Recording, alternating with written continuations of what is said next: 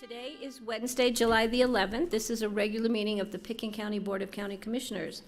And the first item on our agenda, Rachel Richards will not be here. She won't be here for most of the month of July. She is at the Kennedy School of, John, what's the school? It's Kennedy at Harvard, Kennedy School of Public Service? Yeah, it's an executive leadership program through the Kennedy School at Harvard University. So Rachel will not be here for the next couple of meetings. So today, do we have any additions and deletions to our agenda? I believe we do. We actually have some changes on the agenda. Item number 2, the resolution of the Board of County Commissioners of Pickens County, Colorado, revoking and rescinding BOCC Resolution 37, 2018, is actually a single read resolution. It is not a first reading. Yep. Or public hearing. The next item is item number 3, the application for transfer of liquor license. That item will need to be continued to July 25th. Okay. There needs to be some changes on that. Okay, great. All right, so this is a portion of our meeting which is for public comments. This is for items that are not on our agenda. If there's any members of the public, please come forward to the podium, give your name for the public record. Lee's was here first, so MC, I'm going to get Lee go first. So please give your name for the public record. Hi. Hi, my name is Lee Mulcahy, and I'm really, really grateful to be able to live in this community. I think you all know I'm loved and devoted to this community. I wanted to bring to your attention that AFSHA makes arbitrary decisions, and I am a prime example. And for the record, I wanted to bring the final letter, which was sent to when my mom and I were in Kenya on a humanitarian mission, and AFSHA admitted knowing this. This is the October 1st email. And then on October 14th, Julie Kiefer, the qualifications director, sent me an email, and I said, wanted to follow up on our conversation relating to the employment requirement of 1,500 hours per year. I attached the sections from the guidelines that relate to employee. I also searched for what the IRS considers as employee and found an interesting article specific to artists. Some things you could provide include, it's about a list of 9 documents, I'll leave that with you. When I took the documents in, when I had my appointment on, this is the October 21st email, this is all well past the judicial alleged deadlines. So they hadn't decided what counted until October 14th. I go in on October 21st, right after, and they refused to look at the records. So I wanted to provide that. Also, So Lee, are those your original copies for the record, or are those copies for us for the record? You want to enter those to the public record? yes, ma'am. Are those copies that you have right there copies we can keep, or do we need to make copies and give them back to you? Oh, well, could you get You give need them back just to because- check with Jeanette, and if it works out for Jeanette, she'd be happy to do that. Because I'm also bringing in, we have been in front of City Market, and we got 2,000 signatures. Right, we already have those, I believe, and they're making copies. She already did. Yeah. You have the first 1,086. Okay. And so this brings the kitty up to 2,000. Great, thank you. And I thank you for your time. Thanks. And I thank you for your love. Thanks, Lee. Yeah, so just if Jeanette can make copies and get them back to you, that would be terrific. Thanks, Lee. Next, MZ, please. Thank you, Madam Chair. And I have copies for you all once I've read this. The council can have one also. Okay, anyway, my name is MZ Beasley III. Today is the genesis for the Pickens County Board of County Commissioners to boldly and prudently modernize its collective consciousness and its collective perspective through action. Establish independent finance departments within the sheriff's office, the clerk and recorder's office, and the assessor's office. Remember, I had done that one time before for those that were present. Allocate a sufficient money amount for the sheriff and his deputies to suppress any possible covert spying and hacking of them, or you could say on them, through counter surveillance technologies, laws, actions, and ongoing training, and that would be a must, ongoing training. If not, suppose Trump stopped his federal government officials coming to Pickens County. That means that the Aspen Institute have nobody around. It could happen. Without debate or delay, raise the salary of the sheriff's deputies to $100,000 a year. It is just common sense and decency. Now think about it. You have other employees that are not in danger all the time, working 24/7, 365, and they get more than them. And those guys have to worry about germs, disease, and everything else. Thank you very much for your time. And as Benjamin Franklin said, and he created the United States Post Office, time is money. Thank you, MZ. We appreciate it. Are there any other members of the public wishing to comment? Seeing none, I'll bring it to the board. Does the Board of County Commissioners have comments? Go ahead, Steve. I'd like to announce that one of our employees, Chad Federovich, is the director of the Human Services Department, the Senior Services Department, and he was selected by Governor Hickenlooper to serve a 4-year term on the Colorado Commission on Aging, which is a pretty prestigious position and one that I think he is very well qualified for. So I offer congratulations to him, and Yeah. I think he will give us one more good level of representation from the Western Slope on the state board. Right, that's great to hear. Any other comments? Greg, please. Just my observation this morning of hot air balloons flying over the valley, wondering if they were violating the fire restrictions. And in case anybody wonders and wants to call it in, they are not. They are actually excluded from the fire restrictions. Good to know. Because of the open flame is far enough away that they don't think it's a problem, and they also have surveillance and fire extinguishers. But it did make me ask, and I'm sure other people asked as well, to see the hot air balloons that are finally back in action over the valley. Right, thanks. Yeah, George, please.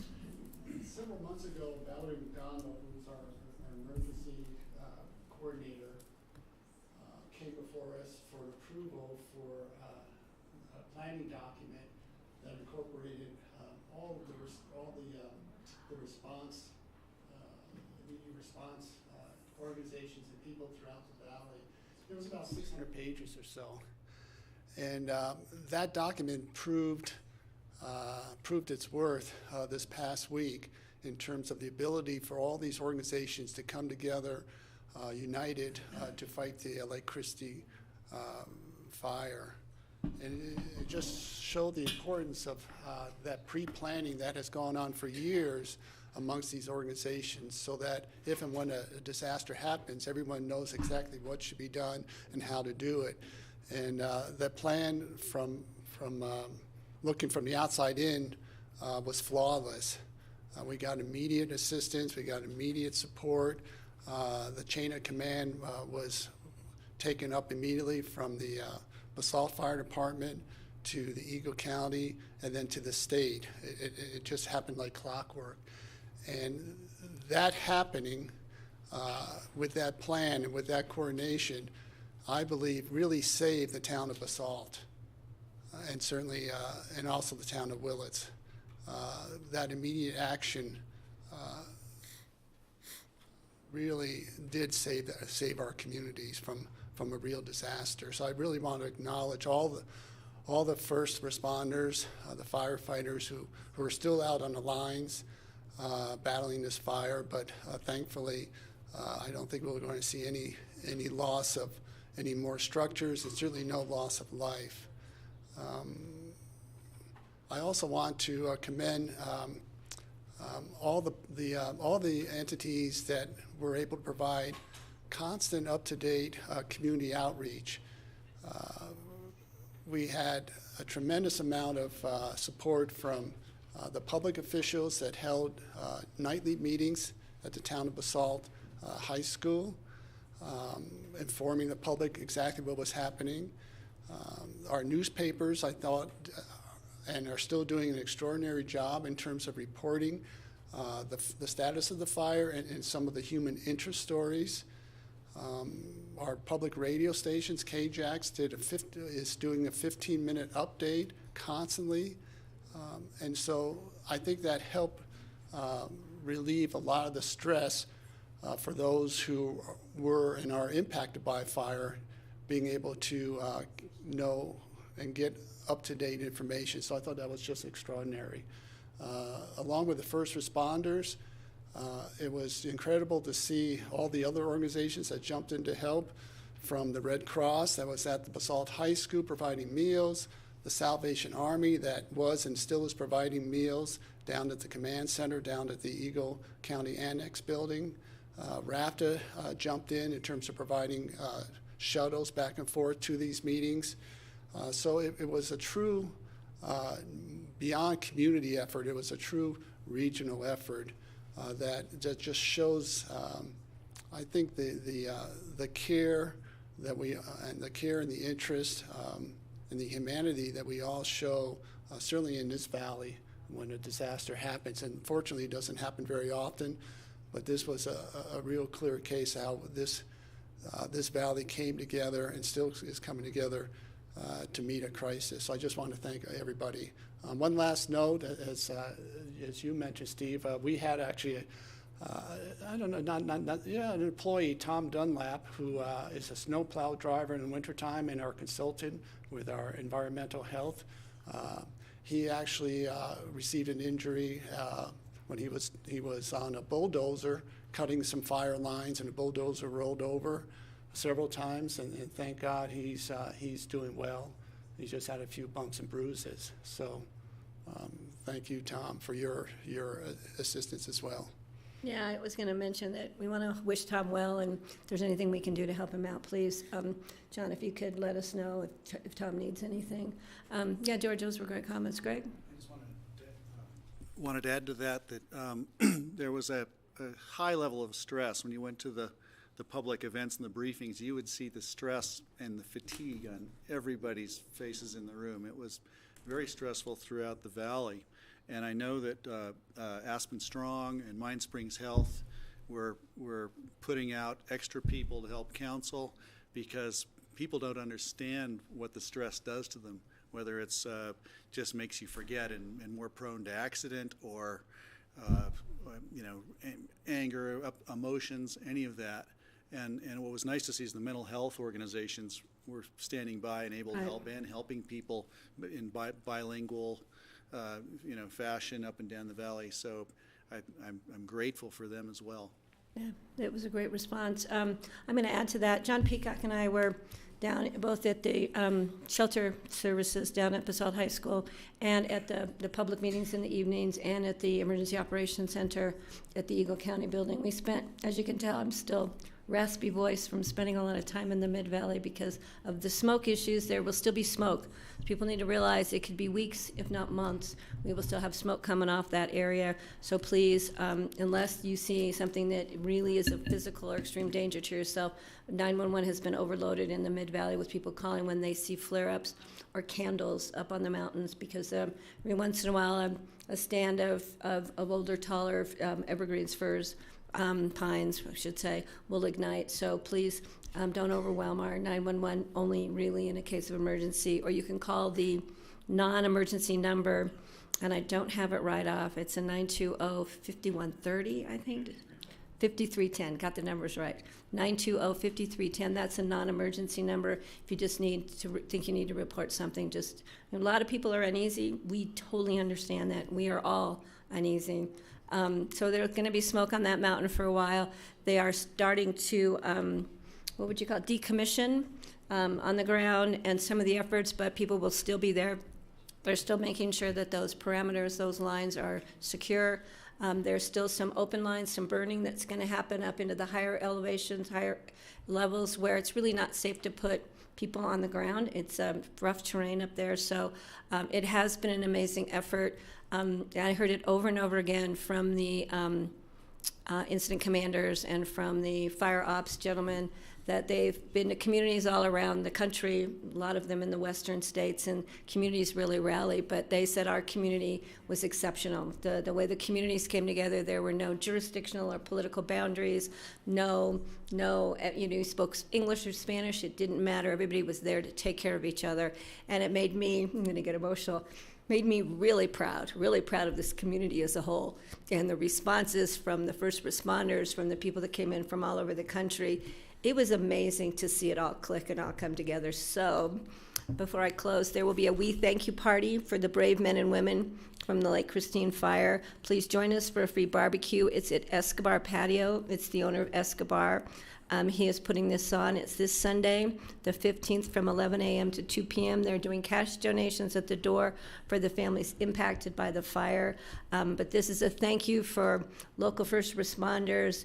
I think this is very kind of Ryan Chaddock to be doing this.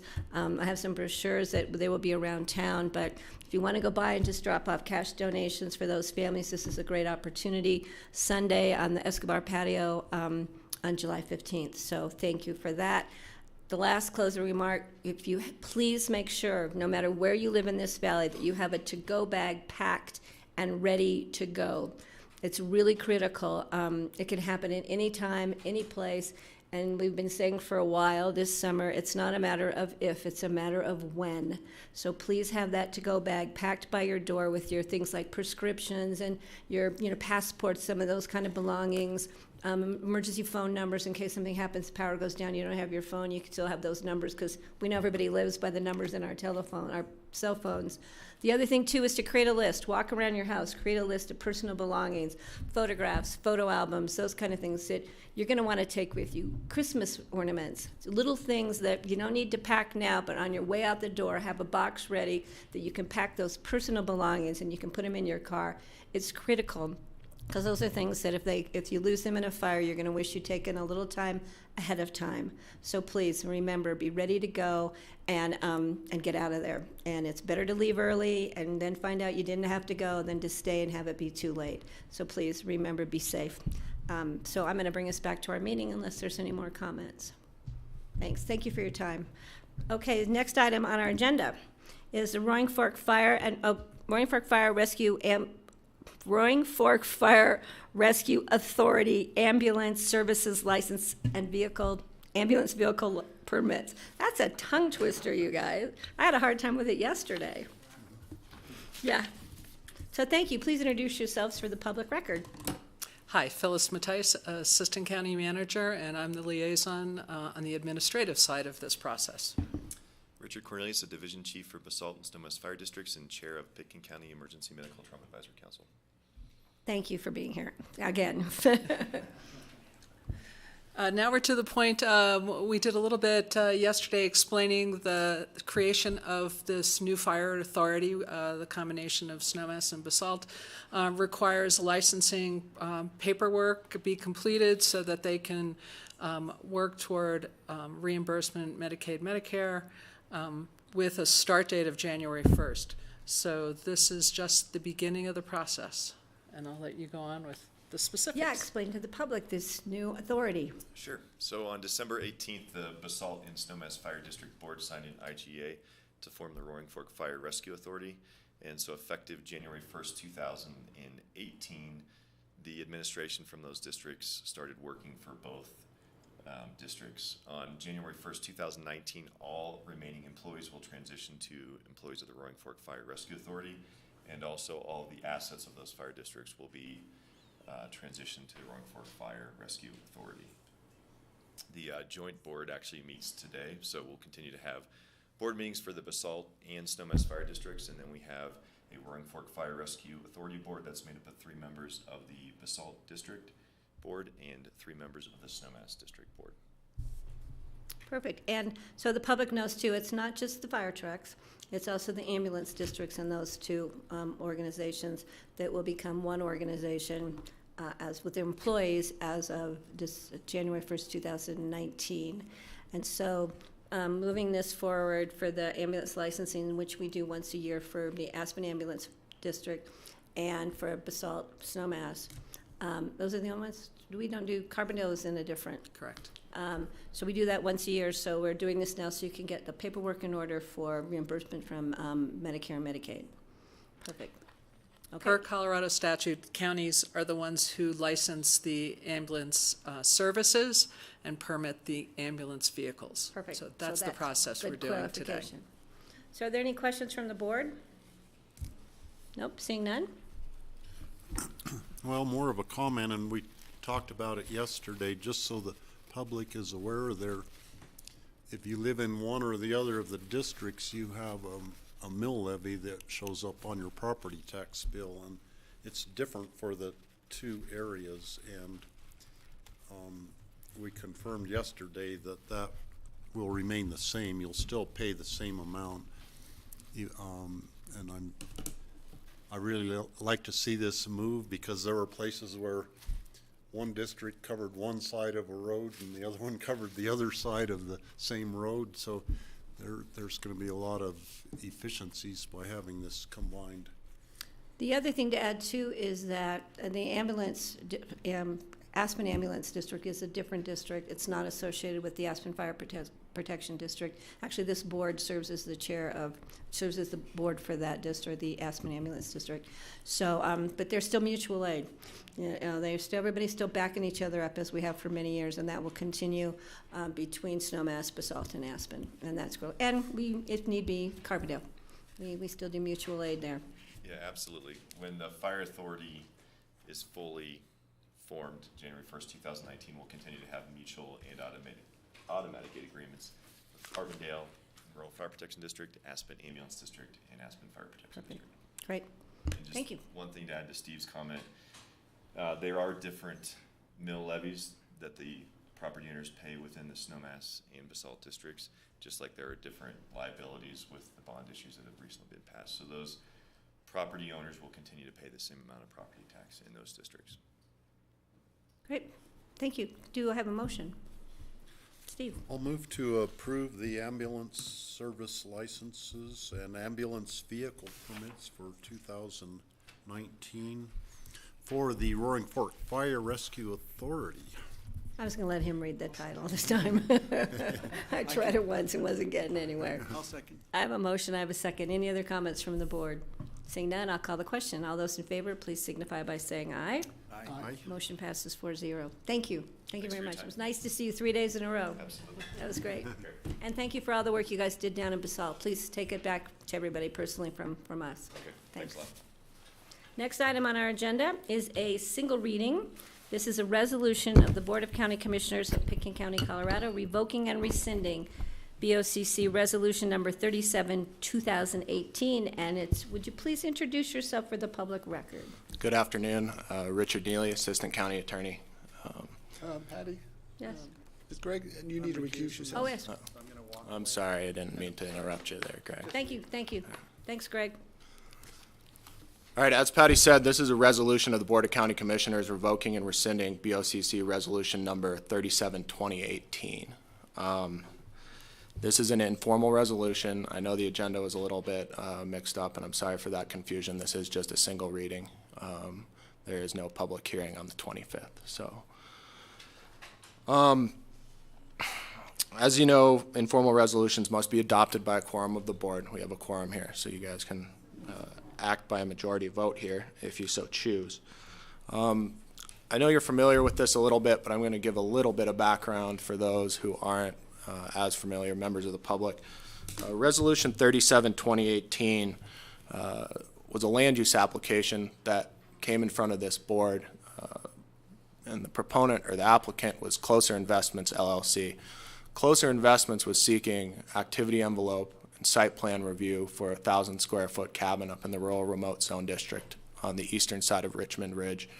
The property is the Hercules load. They also sought special review for a solar, ground-mounted solar array, as well as to establish setbacks in the rural remote zone district. This board participated in several lengthy hearings, as I'm sure you'll recall, where testimony was presented by the applicants as well as members of the public and interested adjacent property owners, both in support and objecting to the application. In connection with those public hearings, this board, a quorum of this board participated in a site visit on May 7th, 2018. That site visit was to the Hercules Lode as well as to an adjacent property owned by the Larson family LP that currently has a cabin on it. Larson family LP was strenuously objecting to the closer application. Eventually this board approved and adopted resolution, sorry, I'm getting my resolutions mixed up, 37-2018. Subsequent to that, on June 9th, 2018, Larson family LP filed some litigation naming the Board of County Commissioners as a defendant in that action, as well as Closer Investments LLC. The complaint sought several avenues of relief from the district court here in Pickens County and alleged certain deficiencies in the approval. I won't go into detail in the substance of the complaint, but in general, the complaint alleged that there is a lack of adequate notice for the May 7th site visit, as well as a lack of minutes taken at that meeting, some improper communications between the BOCC members attending the site visit, as well as some other substantive issues relevant to certain provisions of the Pickens County Land Use Code. Of biggest concern that my office realized after taking a look at the allegations in the complaint was that there was no location or time in the notice for the May 7th site visit. And the concern in that regard is that certain members of the public who may be interested in participating or could have been interested in participating in that site visit may not have had the opportunity to do so. And because of that, the county attorney's office is recommending that you adopt the resolution before you today that would revoke resolution 37-2018, approving the closer investment activity envelope and site plan review. That's all I've got at the moment. I'm happy to answer any further questions, and I can go on, but. Does the board have any questions or comments for Rye? Steve, go ahead, please. My question would be, going forward, assuming that we take this step today, what are the possible courses of action going forward? Sure, Steve, that's a great question. Assuming that the board adopts the resolution in front of it today, the litigation still exists in the district court, and that litigation would be subject to either continuing and further prosecution by the plaintiff. That would be Larson Family LP, and we would work in concert with the plaintiff and the other defendant, Closer Investments, to see if there's a possibility of resolving some or all of the issues in the litigation. With respect to the application, or Closer Investment LLC's application, that approval that they received will be of no longer any force and effect.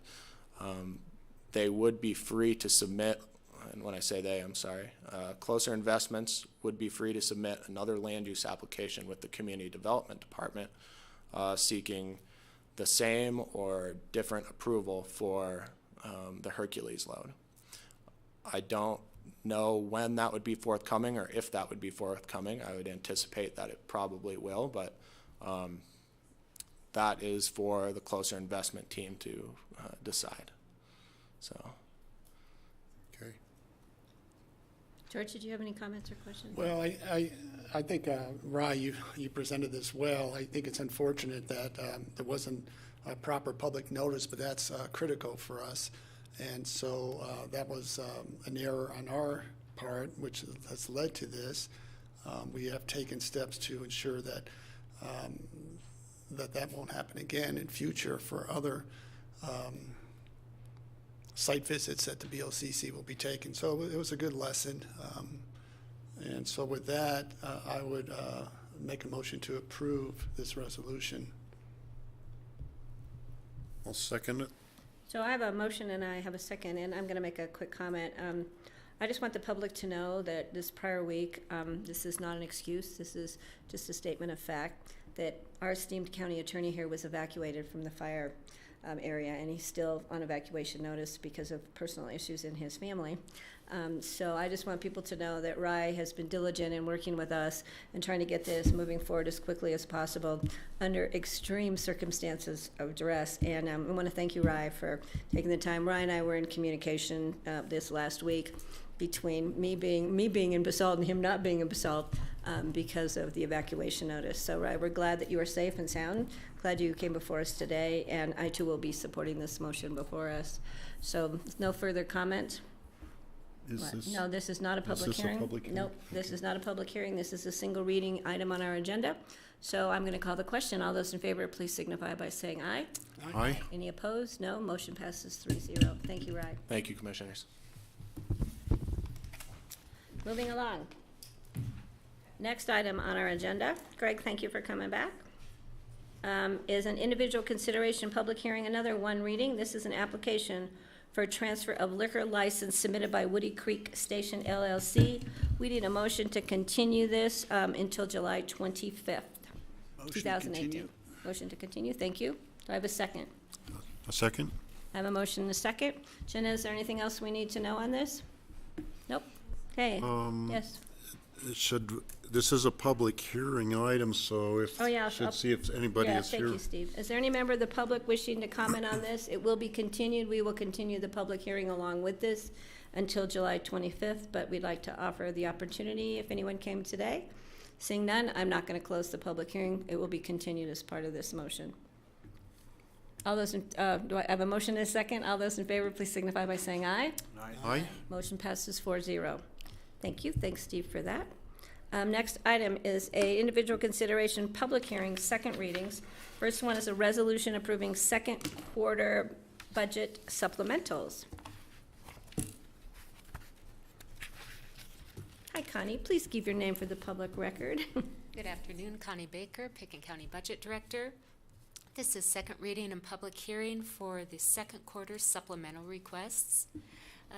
These requests will increase the county's 2018 expenditure budget by $1,414,511. That is offset by an increase in revenues of $543,000 for a net impact to budget of $871,511. And I will very briefly state the different items in this resolution. Thank you. The first, in the elections department, they would like to provide overlap in the election manager position from the beginning of September through the end of the year. This is in order to adequately train a new employee during the 2018 election cycle while the current election manager is still in that position. Next, in our Basalt building, Mountain Family Health Centers will lease the approximately 9,000 square feet of space in our Basalt facility when the county moves out next week. Aspen Valley Hospital is providing 60% of the support for Mountain Family Health Centers in the lease cost, and the other 40% the Pickens County is providing as in-kind rent. We are required to have that on our books as both an expense and a revenue. So this is a net zero budget request to add the in-kind rent onto our books. Next, public safety pass-through entities. Budgetary balances for the Emergency Medical Trauma Advisory Council and also the Public Safety Council were missed in the budget carry-forward resolution, which the board passed on April 25th. And so we're just adding those back into the budget since they were overlooked. Then the Board of County Commissioners agreed to grant $4,000 to the Mount Sopris Historical Society for a coal basin monument, and this will be paid out of park dedication fees. In the Road and Bridge Fund, Pickens County has been awarded an off-system bridge grant. This is $340,000 We do need a resolution to appropriate the expenditure of this grant money, and this is a net zero budget request. It is for design of the Upper Castle Creek Bridge replacement. In the Open Space and Trails Fund, there are two requests. The first is $10,000 to contract with a firm to design different options and develop cost estimates for structure and utilities on the Emma Schoolhouse lease area. The second request, the county has accepted a donation of open space land by the Red Mountain Homeowners Association, and there are rockfall mitigation concerns on this property. Those costs will be shared by Pickens County and the Red Mountain Homeowners Association, so this is appropriating the funds for that rockfall mitigation. In the airport fund, security initiatives are necessary at the airport. These are to upgrade and expand the monitoring systems, and it's a result of increased flights and intensified focus by TSA. A part of this cost will be repurposed from a wildlife fence, which is being delayed due to possible future construction. And then the remainder of the cost will come out of the airport fund balance. And then the last request is between two different funds and is for our ERP implementation, which hopefully will be starting in August. Budget for the implementation of our new ERP was included in the capital fund. However, the implementation plan calls for hiring 2 term-limited employees to assist during this implementation period. Per accounting rules, the personnel need to be in the general fund, not the capital fund, and so we will decrease budget in the capital fund and increase it in the general fund. And so those are all of the supplemental requests. Does the board have any questions on them? Anybody have questions or comments? Steve? No questions, but Connie, you've done an awesome job always explaining the different budget items to us, and it makes it very easy for us to understand, and consequently I think many times we don't have questions because you've explained it so well. And also this is maybe the 3rd time we've looked at some of this, so anyhow, thanks for everything you do to make this easy for us to understand. Thank you. And I'm going to add to that, thank you, because I really appreciate when they all come back on a quarterly basis as best we can, so we're not approving these sporadically throughout the year, so we can see the accumulative effect to the county's budget. So I think that's really helpful for us. And this is a public hearing. I'm going to open this to the public. Are there any members of the public wishing to speak on this item on the agenda? Seeing none, I will close the public hearing on this item and bring it back to the board. Yes, Greg. Motion to approve? Second? I have a motion, I have a second. Further comments? All those in favor, please signify by saying aye. Aye. Motion passes 4-0. Thank you, Connie. Next item on our agenda is an ordinance amending Title VI Health and Safety Sections 4.48.070, Section CA6, and 649070C 15, 16, and 17 of the Pickens County Code are marijuana regulations. Please introduce yourselves for the public. My name is John Ely. I'm the county attorney, and with me is Jeanette Jones, our local marijuana licensing authority. All right. So this ordinance is up for consideration and adoption by the BOCC after a public hearing, and the public is afforded any comment. The amendments to the marijuana regulations are in both the retail marijuana code and the medical marijuana code, and they concern recommendations brought to the county by the county's various caucus areas. The caucus recommendations are contained within the new regulation, and all caucus recommendations are maintained and without variation accepted and incorporated within the new iteration of our marijuana regulations. Briefly, the caucus areas of Frying Pan, Woody Creek, Emma, Upper Snowmass Creek, Castle Creek and Maroon Creek all recommend that no marijuana facilities be licensed in those areas, and those prohibitions are contained within the amendment to the regulation. Snowmass Capital Caucus area and the Crystal River Valley Caucus area have recommended that cultivation sites be available for consideration. And when I say be available for consideration, they are not automatically prohibited or excluded, but would be processed and then determined on their merits as to whether or not such licenses for cultivation of either medical marijuana or retail marijuana would be allowed. Other marijuana facilities in those two caucus areas would be prohibited, and that would be any retail outlets or sales of marijuana or marijuana products, or the production of infused marijuana products, such as edibles. The other difference that will be put into the regulation on acceptance by the BOCC is that these regulations these prohibitions will no longer sunset. Currently, there is a sunset in the existing prohibitions of July 15th, just a few days from now.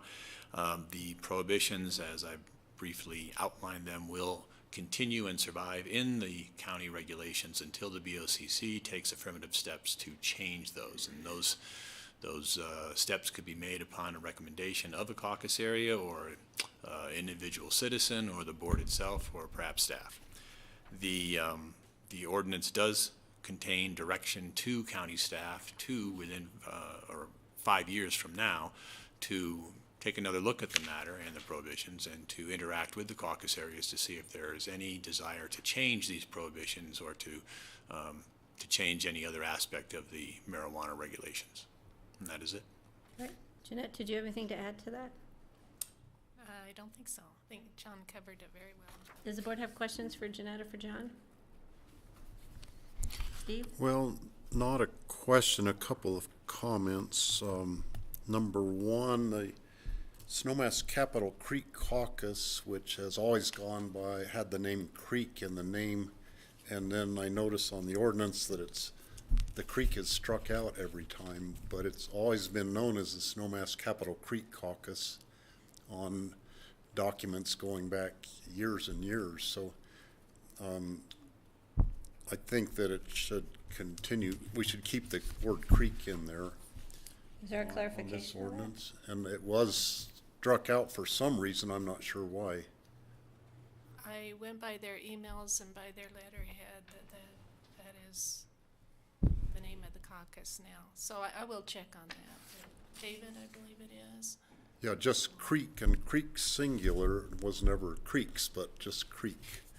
But apparently their new letterhead has eliminated the word creek, so we need to check with them to see if they purposely eliminated or if they forgot to include or whatever, but it sounds like they may have changed their name. The correspondence that I received from them has all eliminated that, but I'll check on it and we'll put it back in if it's worthy or they agree with that. George? Yeah, it may be because, as we know, there was that caucus split into two different drainages. So attachment 7 shows the Snowmass Capital Caucus, and attachment 8, the newly formed caucus is going under the name of the Upper Snowmass Creek Caucus. So maybe it was to try to differentiate between those two caucuses.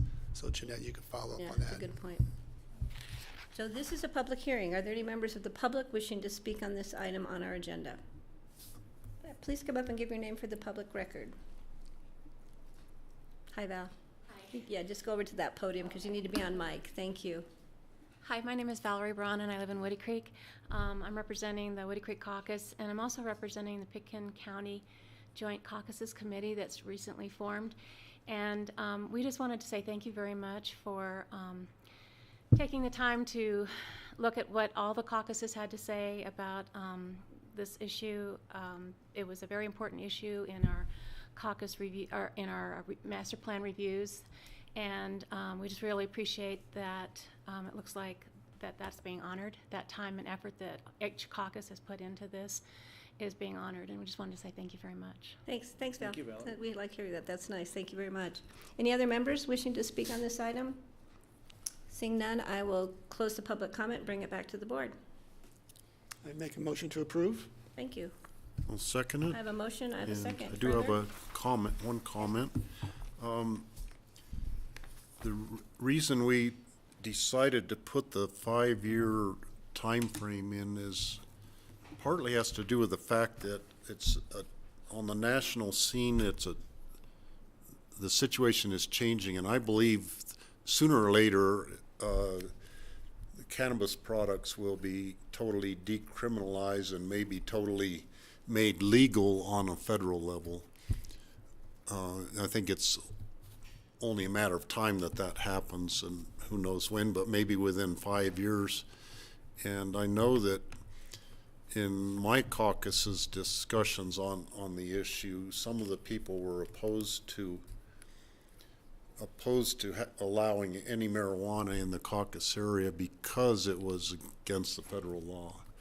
And so I think that, you know, the perception and mood in the country is changing, and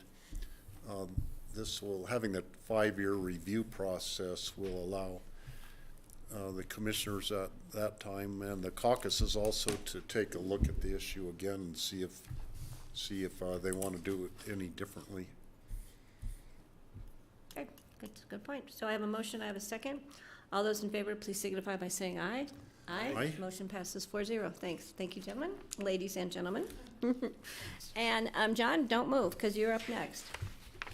So this next item is the emergency resolution approving an intergovernmental agreement with the city of Aurora concerning the BOCC Ivanhoe water rights. This is a public hearing.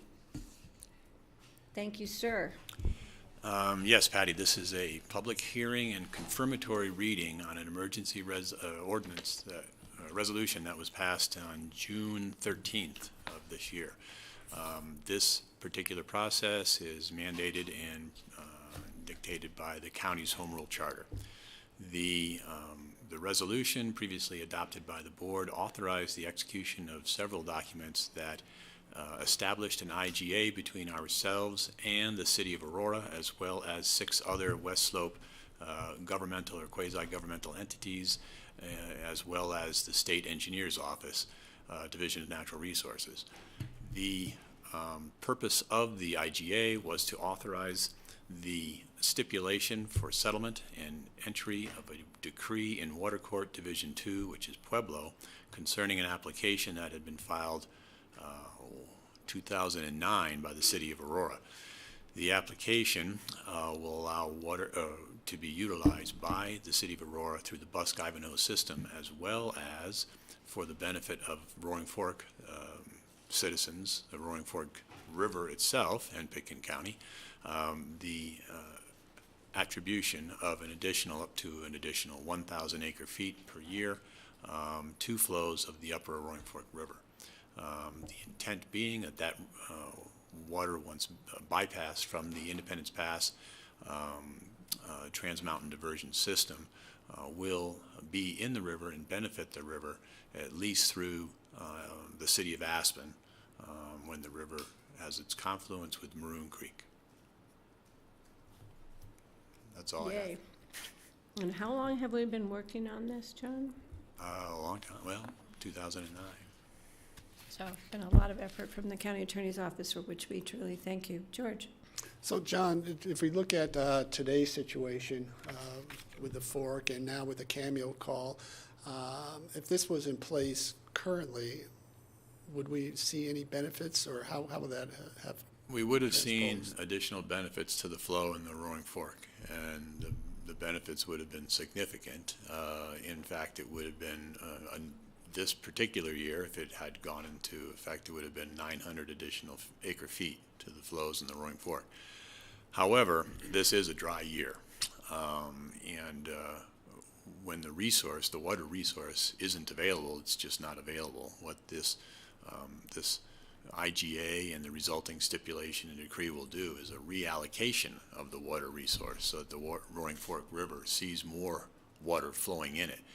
But when the state is in a condition of drought or low flow seasons like we are this year, we will still feel the pinch. If there's no water to reallocate and move around, then, conditions will still be dire. So then, as you know, the, what's it called, the Upper Roaring Fork Management Plan has come out with, I don't know if it's a draft or a final document prior to this happening. So now this will be incorporated into that Upper Roaring Fork Management Plan because some of those issues may start to be addressed. It might be. It certainly would be a wise thing to incorporate it in there because it changes the dynamic of the Upper Roaring Fork River considerably. In addition to the work that went into the culmination of the execution of this IGA, the county will be also embarking on a collaborative process of further study of the Upper Roaring Fork with a mind to direct the actual application of this additional water into the river. In other words, when should it be bypassed out of the Independence Pass system and in what quantities or flows to realize the most benefit for the river and the users, the local users of the river and the river flows. That may very well be, in fact, I would anticipate it would be a multi-year effort, but it will be initiated next month so that we have a better understanding and estimation of how this water should be utilized and sequenced to get the maximum benefit out of it. Yeah, great, thanks. That's a really good point, George. I have a kind of a sidebar question, and George bringing up the existing conditions crossing the Roaring Fork River right up here that I do quite a few times a day some days. Is there anything that can be done under water law right now to allow, say, irrigators to tweak the head gates and leave a little more water in the river if they're able to? There are quite a few actually steps that can be taken on a temporary basis. Temporarily. And they can be employed by folks who desiring to do that. How do we go about that? Can we request or have them start looking at that? Because it's getting, I've heard reports, this was on the frying pan, of significant fish loss coming down the frying pan. The lower frying pan is experiencing elevated temperature. That's why the And I don't know about fish population loss, but certainly the fish are under stress down there. There have been additional releases out of Rudai, so hopefully that will alleviate some of that stress. In fact, Rye has told me that the Fishing Guide Alliance has publicized it and has taken affirmative steps themselves in that regard.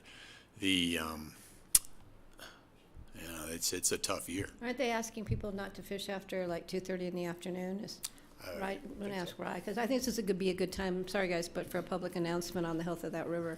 Yeah, thanks, Patty. The Roaring Fork Fishing Guide Alliance, along with the Roaring Fork Conservancy, which I think you all are familiar with, is a local conservation organization, along with Colorado Parks and Wildlife, has asked folks to observe a voluntary fishing stoppage at 2 p.m. in the afternoon on the lower Roaring Fork. So that section is really considered Carbondale to Glenwood Springs, and that also includes a section of the Colorado River from Glenwood Springs on down towards Silt and stuff like that. They haven't done anything on the upper Roaring Fork yet, but I was at the Pickens County Whitewater Park this morning, and the flow through there is extremely low. So that may be coming. Okay. I know that there's portions of the Yampa River through Steamboat Springs that are currently under a mandatory closure from Colorado Parks and Wildlife. I don't think that's forthcoming here yet, but we'll see what happens with the rains this year, so hopefully it rains. Yeah, well, and I was floating from the Carbondale Bridge down to Iron Bridge, and the water was warm. It was surprisingly warm, so I know this has been a big issue, so thanks. And people just please be respectful, and I know some people need to do it for a living, some people do it just for recreation, so the combination of both. So yeah, let's just keep an eye on those rivers. So back to the item at hand. Any other questions specific to this agreement before us? Steve? Yeah, John, one thing we've never really talked about is how Aurora will use the remainder of the water that was in the whole litigation thing. I presume that they had filed for the change of use in 2009, and as part of the settlement that they would then be allowed to use the remainder of that BOCC Ivanhoe water for municipal uses? Correct. Well, a great number of additional uses. Right now, the water is decreed only for irrigation and only specifically within the Arkansas Valley. So this will allow for utilization of the water for a great many different uses: municipal, commercial, industrial, agricultural, irrigation of any variety, as well as the broadest inclusion of all, which is simply incorporation into the Aurora general municipal system. So it will be delivered to the Arkansas River, pumped up out of the Arkansas at the Otero pump station, put into the South Platte, and then it will flow down the South Platte to Aurora's various collection points along the South Platte, and then incorporated within their municipal system. And what is the volume? I see that it talks about the 180 CFS is the rate at which the water could be diverted. So is that half of that, would 90 be for Pueblo and 90 be for Aurora out of that 180, or? The BOCC Ivanhoe system is owned equally by the Pueblo Board of Waterworks and the city of Aurora. So half goes to Aurora, or for Aurora's benefit, and half to Pueblo.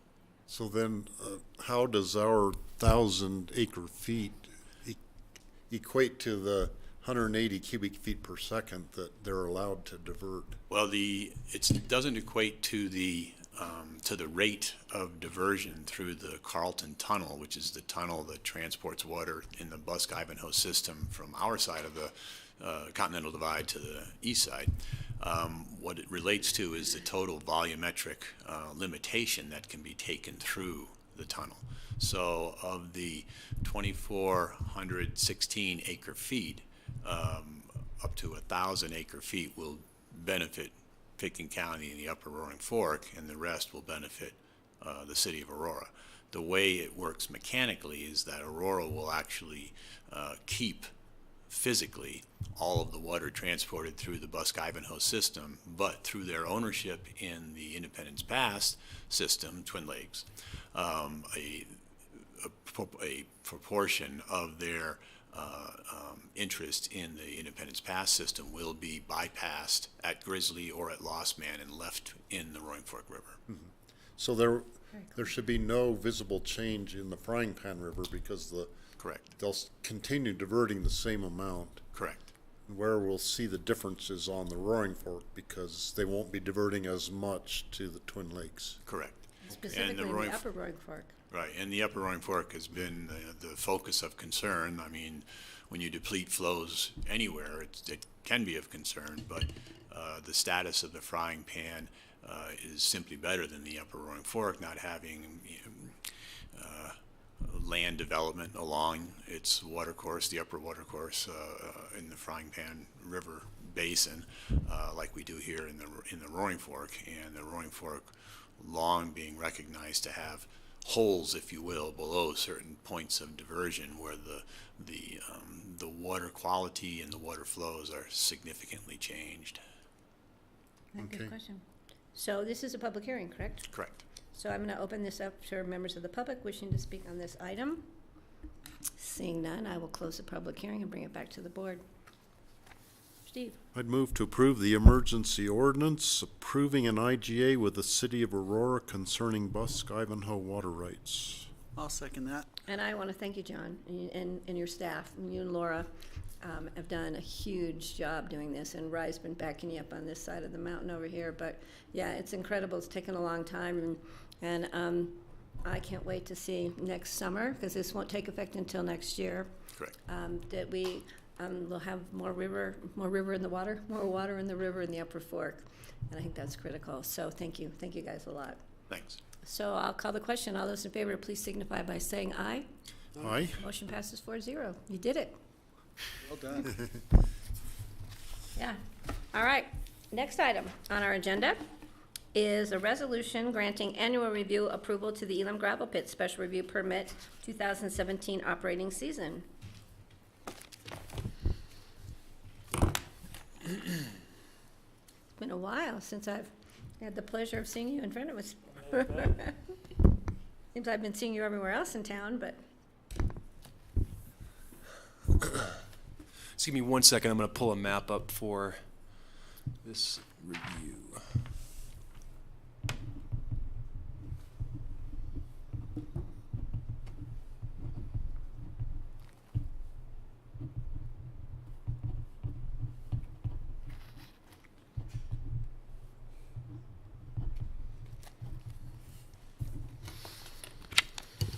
Okay, thank you, Mike Kramer with Pickens County Planning Staff. And as you said, Patty, this is the annual review for the Elam Gravel Pit.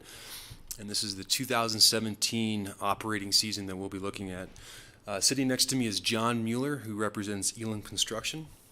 And I think we all know where the gravel pit is, but just for the benefit of the public, there's a map up on the screen. And the Elam Gravel Pit is highlighted in blue, as I follow my red marker here.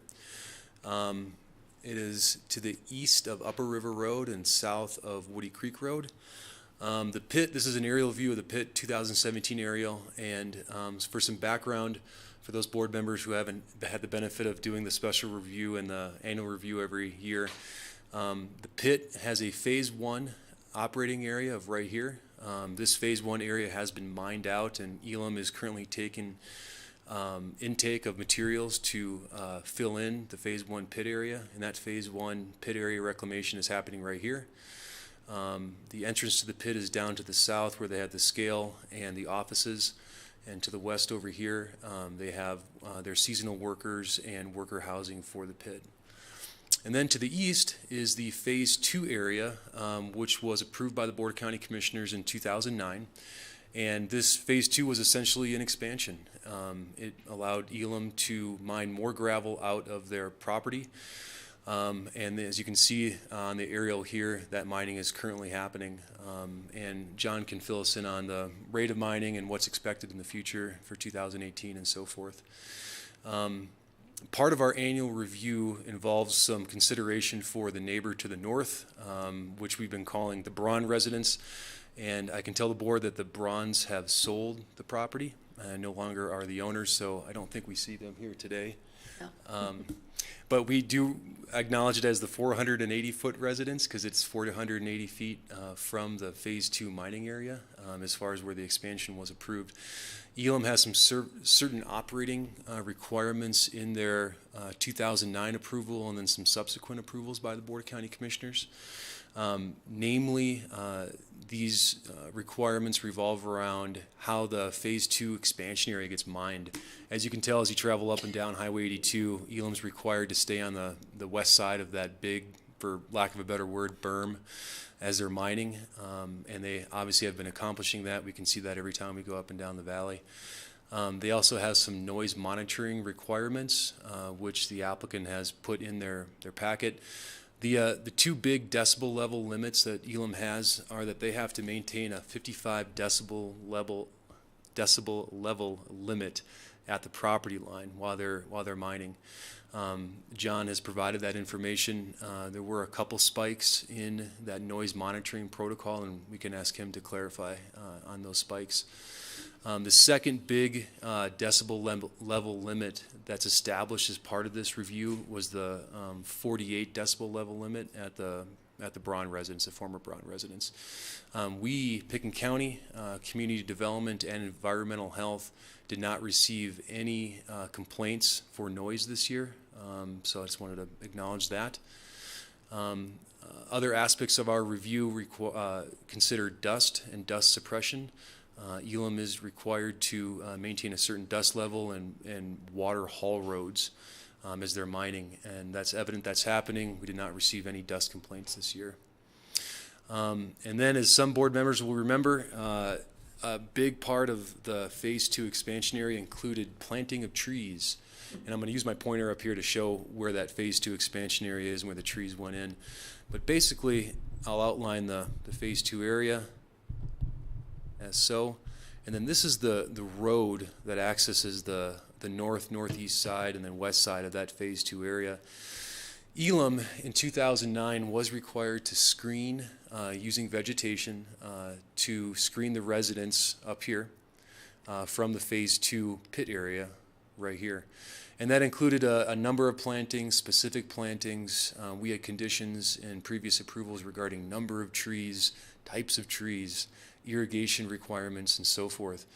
And over the course of the last, I think now 3 years, Elam has done just a great job getting that landscaping to establish, to water that landscaping, and it's thriving. So staff hasn't had an issue with it. We can ask John to give us an update on any further consideration on the landscaping. So those are all the review requirements, and over the course of us doing these annual reviews, these are public hearings, and the board has the ability to approve the annual review, modify it, or revoke it.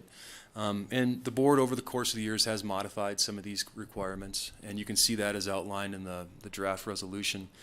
One of the things you'll notice is that we had quite a lengthy condition requiring the applicant and the property owner to the north to continue talks, if you will, and consideration for alternative mining plans for the Phase 2 area.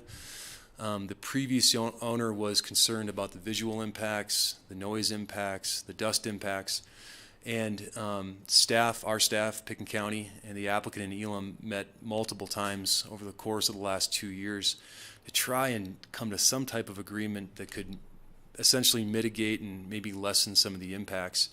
And we went around and around about it. We talked about master plans for the property. We talked about the final cover of the pit and what it would look like.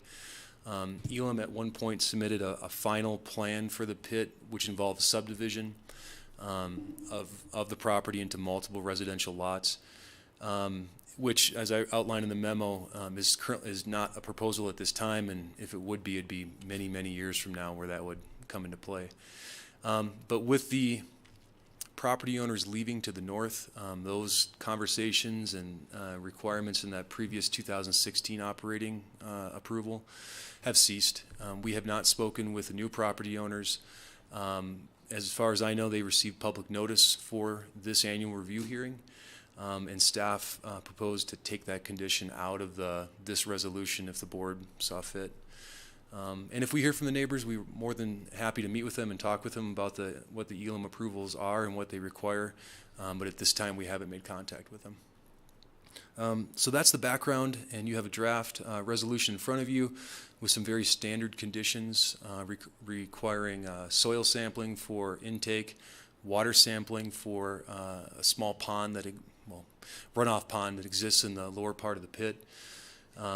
And it's a pretty standard resolution, but if you have any questions, I can try and answer them. Great, thanks, Mike. Yep. Anybody have questions for Mike? Steve? One first question has to do with the equipment on the conditions. It lists specific conditions: Cat 345B track hoe and 3 Volvo 830 rock trucks. Well, Elam might change their equipment to something comparable that's not exactly that equipment, and it seems like the condition should say, or something of another brand or make of a comparable size might be better wording for it, just to so they don't end up changing the equipment they're using and therefore they're not in exact compliance with the condition there. So that's page 2 of 6 of the, right, Steve? Yeah, it's on the second page of the. Yeah, of the, Staff memo. yeah. Yes. Yeah. Can we have Elam address that, or can you address it for us? I can address it partially, and maybe John could tell us how they mine today.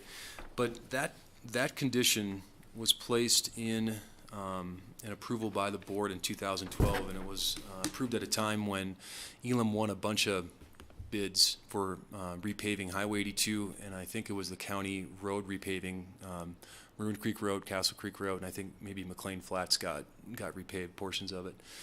And the approved mining method at the pit, the Phase 2 expansion area, required that Elam point exhaust and mufflers away from the 480-foot residence, and the mining was going too slow. So they came in for an amendment to their mining plan with the Board of County Commissioners, And they had engineering studies and noise studies, and what Elam wanted at the time in 2012 was to use this equipment, which may have exceeded the decibel level limits at the property line. So with these conditions, they could achieve compliance with the decibel level limits, and that was the purpose behind the condition. But we could certainly ask Elam if that's still a pertinent condition in their mining plan. So hold on, John, I'll let you present that as part of your. And then one other Remember. point I'd like to make is on the noxious weed control. We do have a new noxious weed in the county that we have classified, which is Horiolisum.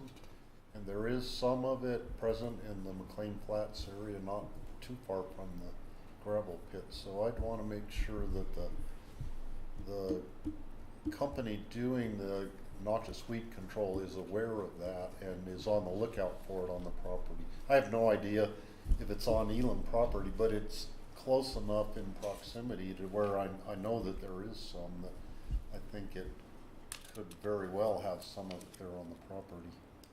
And what was the name of that again? Horiolisum. I would imagine that since it's going to be on the Pickens County list, that any of the weed control people in the county will now be alerted to that, but that's just a good heads up. Yeah, thanks, Steve. Any other comments or questions from Mike's presentation? So John, please introduce yourself to the public, and if you wanted to start off with addressing Steve's concern about specifically listing the brand names of those heavy equipment pieces, we cannot forget to do that. So John Mueller with Elam Construction. As you mentioned, the equipment has changed over the years. I believe we're using like size of that in there. It's not specifically to the part number or the equipment number, but it's like size. They used to use just the D9 dozer and push down the hill, but in a sense that becomes ineffective in an operations standpoint. So we started using the haul truck and an excavator, and then that's how you can see in the aerial how we benched it down so we have roads that weave in and out. So to your original comment, Steve, I would agree. I think that would be something that Elam would definitely be interested in order to maintain compliance and not get technical about what exact piece of equipment. But back to Mike's comment, it was done or permitted as such, it was engineered. So we'd have to ensure that those pieces of equipment are meeting those standards of air pollution at the property line. This is speculation, but I think the newer technology and the mufflers and the equipment is going to be, I don't know, I'm not speaking to exact terms right now, but I would feel that it would be better than it was 10 years ago. Right. Thank you. So Mike, is that something we can address then, and you can work with Elam to come up with some better language that suits the equipment they're using today, as long as it stays in compliance with noise issues? Okay, understood. Thanks. Any other specifics? Okay, John, do you have more presentation you'd like to address, maybe the spikes in the noise or any issues you have with the continuing neighborhood meetings? As far as the master plan or meetings with the neighbors, I mean, we've always been open to talks with anybody in the neighborhood about any concerns that Elam has. You know, we know we're kind of a focal point in the area, but we take, the Woody Creek Caucus, whoever it is, we're willing to meet with. The one thing about the conceptual plan that we met with Mike on is there's rumors of Aspen or the pit is going to be some kind of reservoir for the city of Aspen. We don't even know where the pit's going. We're taking in so much import at this time. We're almost like a landfill more than we're selling gravel. So to sit on one master plan for housing development might not be, it's going to change in 5 years. So just to address that. Okay. So how does the board feel about the continuation of meetings with the neighbors, the specific neighbors that no longer live there, and the new neighbors who received public notice who did not respond? And I'm sure, as both Mike and John have said, if an issue came up, they would call a neighborhood meeting or a caucus meeting or whatever entity was expressing concerns. Does the caucus still get as a referral? Yes, they do. And so that can continue, and then you've got the name of the new owner of the Braun property. I don't have the name, but it'd be easy enough to look it up on the assessor's website. So they could About be a contact notified. So I would continue. I mean, we want to have these, I think we want to continue these annual updates. Oh, yeah, I'm not saying that, I'm just So- saying they were pretty frequent meetings with the neighbors, I believe. Well, I think that would be really up to the neighbors if they feel there's a need or urge to do that, or at least get up to speed, but I wouldn't prohibit it. Yeah, no, I'm not saying prohibited, I no, just no. don't think we need to mandate. I think if an issue comes up, we need to make sure it gets to the neighbor, or whoever is issuing the complaint, and if that's not resolved, then it can always come back to the board at any time during the year. So, Sounds good. yeah, and I do have a question driving by. Used to be able to see the trucks up there, you know, on those levels, on those benches. I haven't seen them driving by. I mean, maybe it's because I'm not driving by at the right times, but it's obviously slowed down. Yes, yeah. We've experienced a significant decrease in volume as far as the need to produce gravel. So we're still actually selling our production from last year. So we haven't even been up there as far as mining is concerned. The other question I have, there's a big rock in the middle of that created place. And I mean, that is in a secure place. I mean, and you can see it from the highway. And it's right in the middle of where you guys have been excavating. There's like a band of gravel, and then there's like a significant rock. I don't know which one exactly to point to. There's a lot of rocks up there. Yeah, I'm sure there's some sizable boulders, and typically when we get one that you can't move with an excavator, we have to get a dozer and just kind of push it around. It's pretty good size. Well, at least that's what it looks like from the road.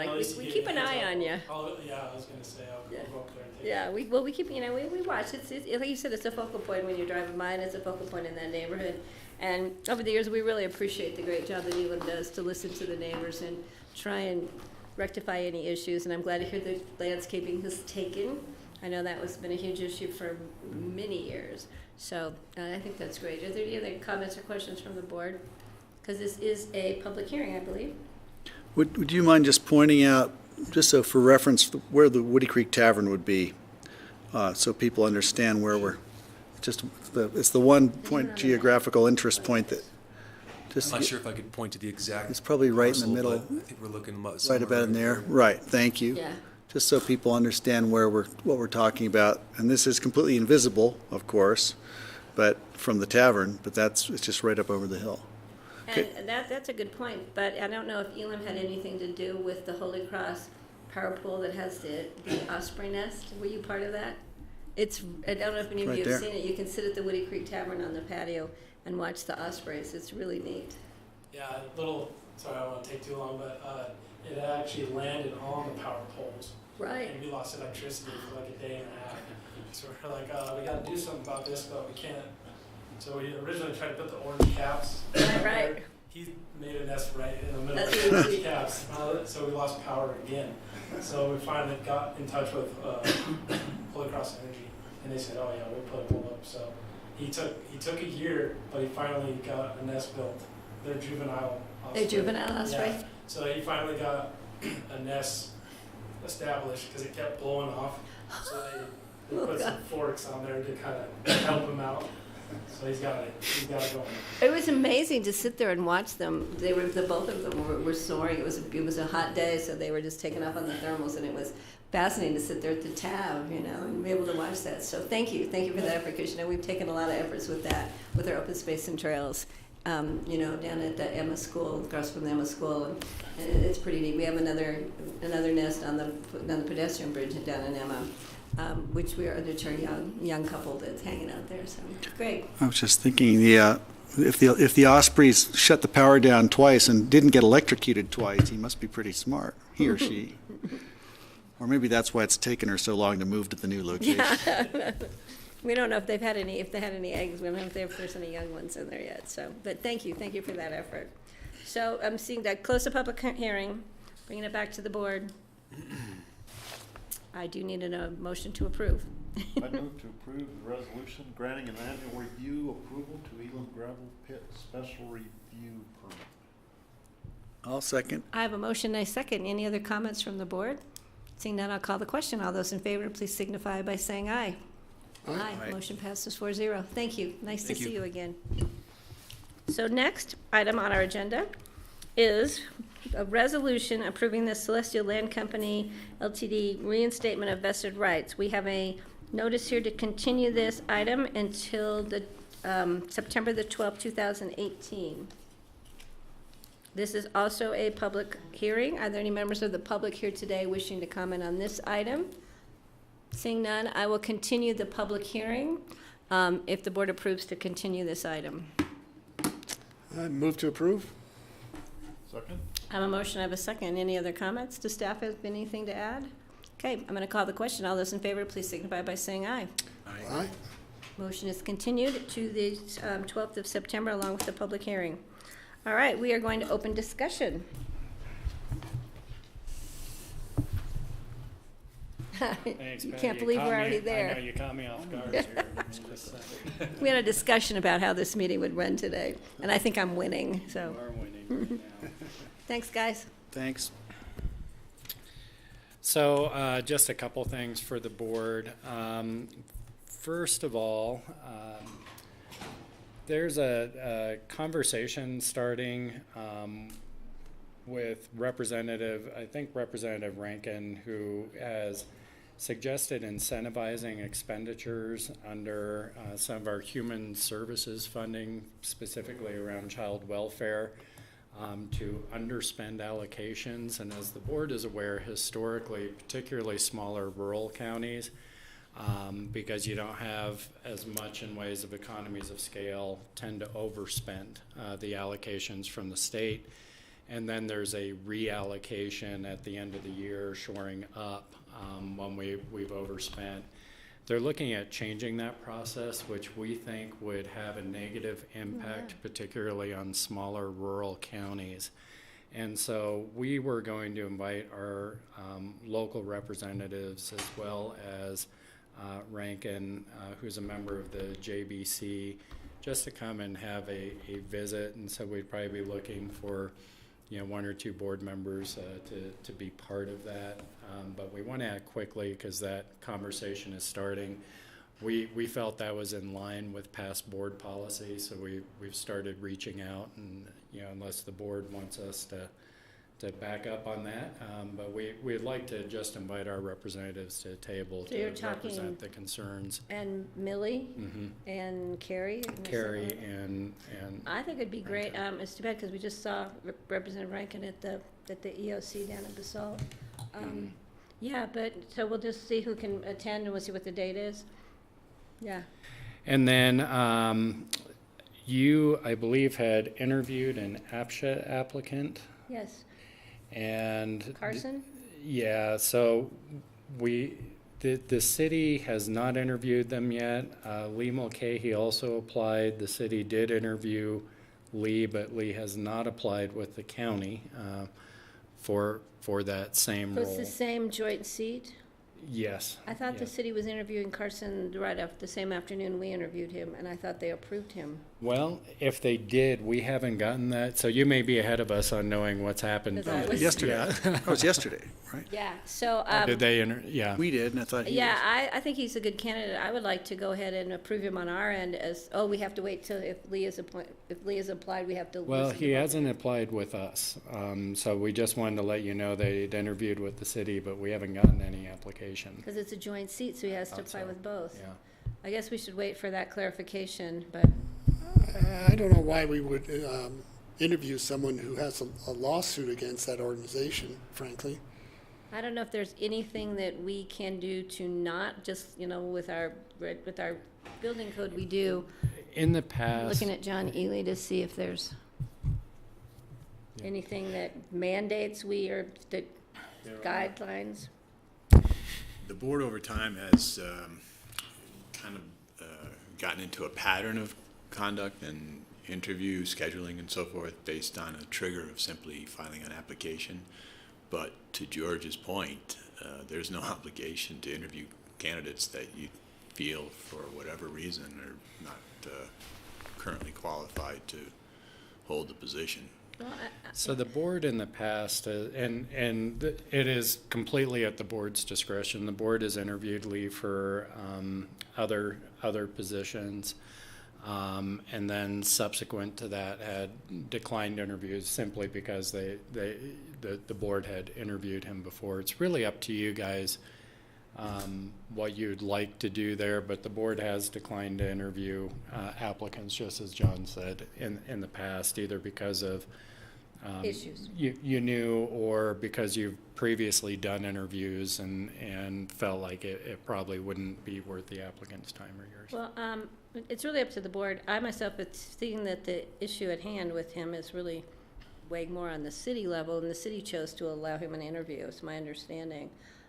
I feel that, in all fairness, I would prefer to allow him an interview, but it's really up to the majority of the board. And since he hasn't really even applied to us yet. Yeah, I mean, whether it's this person or someone else, I just feel that if someone has a standing lawsuit against the board that they wish to apply for, it's not appropriate. Well, but It's it's interesting that the city allowed him an interview. Yeah, but who knows what the city does and why they do things, but that doesn't mean, for me, that's. That's a good point. So that's.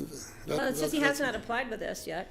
That's my comment. Well, I remember yesterday when we were interviewing our one applicant, it was stated on the packet that there were no other applications that had been made for the position. But is it still open? Folks can still apply, yes, but we have not received an application. It's kind of, we leave that one open until. Well, yeah, So if the board is comfortable with the applicant that's in front of you, you can make that appointment. And then if we receive applications, we can check back with those folks for future vacancy. Yeah, usually in the past, for joint appointees, either the city, if they go first or we go first, if we approve someone, we inform the city that we've approved this person, so that helps in terms of their deliberations. Right.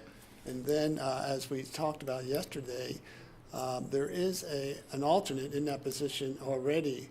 And so I think that the conversation should be, should we promote the alternate into the standing position and then.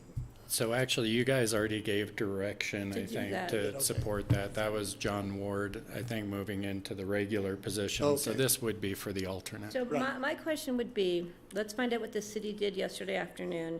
They interviewed both candidates, and which of those two candidates they selected. I think we'll know the answer to that.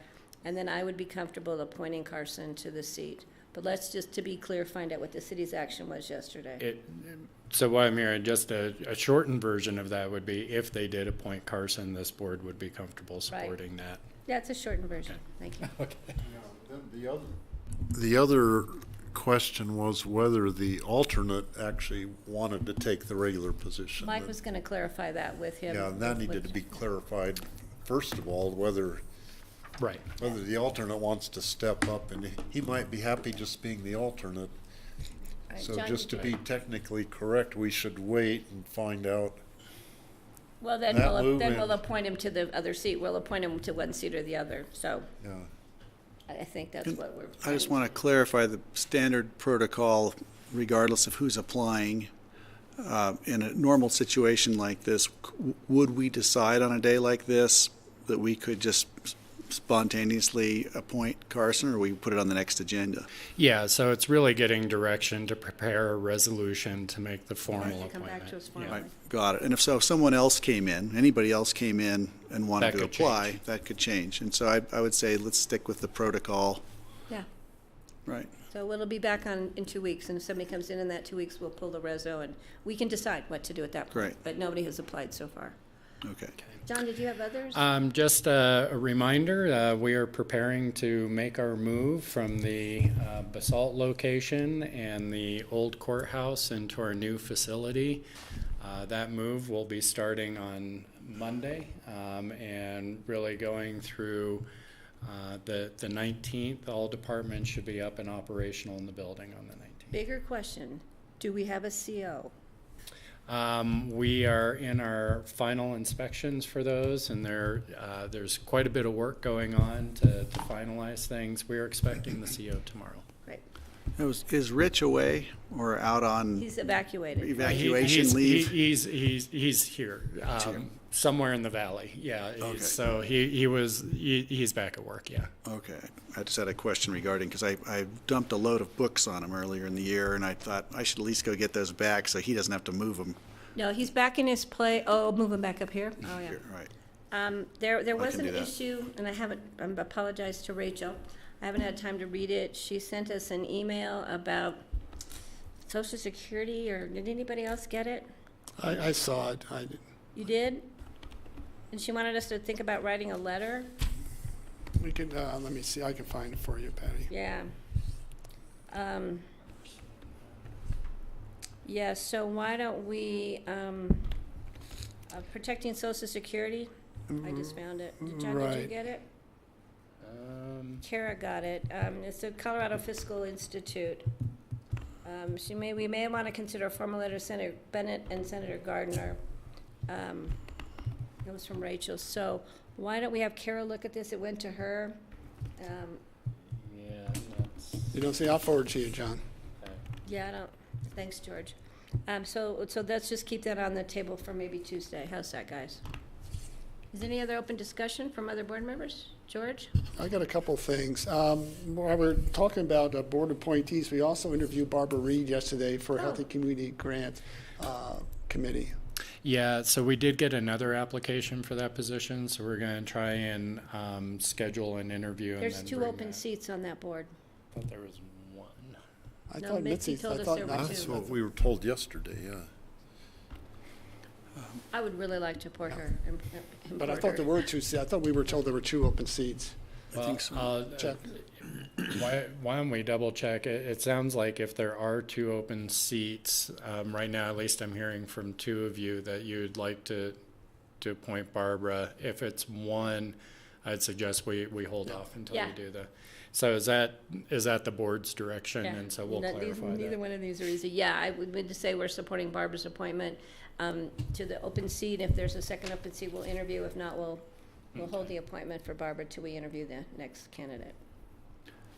Right. John, just a question about August 7th ceremony. Is that at noon? No, the ceremony at 9 o'clock. We're doing a photo op And here then on the 10 graph. o'clock? It starts from 10. It's the regular ribbon cutting ceremony starts at 10. 10. With live music, food, what do you call those? Those 100-year Time capsule. time capsule. Totally, those boxes you put in the ground.